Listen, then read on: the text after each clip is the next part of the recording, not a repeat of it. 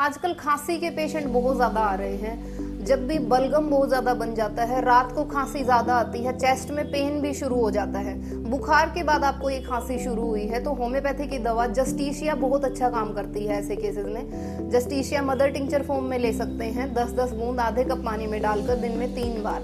हमेशा डॉक्टर से कंसल्ट करने के बाद ही अपना ट्रीटमेंट स्टार्ट करें, क्योंकि खांसी के लिए होम्योपैथी में बहुत सारी मेडिसिन हैं जो हम सिम्टम बेस पे देते हैं। अगर आप हमसे कंसल्ट करना चाहते हैं तो दिए गए नंबर पर अपनी अपॉइंटमेंट बुक करा सकते हैं या हमारे क्लिनिक पर विजिट भी कर सकते हैं। क्लिनिक का एड्रेस है doctor Sonia Nain homeopathy skin care and physiotherapy clinic, opposite district court, Hooda road, Kaithal.